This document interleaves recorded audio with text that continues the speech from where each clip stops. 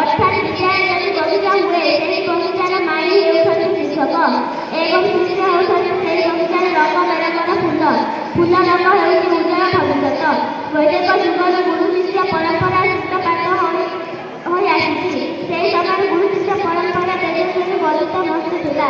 ଅର୍ଥାତ୍ ଗୁରୁ ହେଲେ ଶିଷ୍ୟ ପରାୟଣ ଏବଂ ଶିଷ୍ୟ ହେଲେ ଗୁରୁ ପରାୟଣ ଏବଂ ଉଭୟଙ୍କ ବିଦ୍ୟା ହେବ ସେବା ପରାୟଣ। ଶିକ୍ଷାରେ ପ୍ରକୃତ ଲକ୍ଷ୍ୟ ସାଧନ ନିମିତ୍ତ ଆମ୍ଭମାନଙ୍କର ସେହି ବୈଦିକ ଯୁଗର ସେହି ପରିବେଶକୁ ସୃଷ୍ଟି କରିବାକୁ ହେବ ଯାହାଦ୍ୱାରା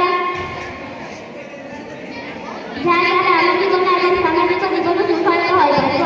ଗୁରୁ କଲେ ହୋ ଅର୍ଜୁନ କାହୁଁ ପାଇବୁ ଦିବ୍ୟା ଜ୍ଞାନ। ବିନା ଗୁରୁ ଦ୍ୱାରା ସଂସାର କୌଣସି କାର୍ଯ୍ୟ କରିବାର ଉପାୟ ମିଳିବ ଅସମ୍ଭବ।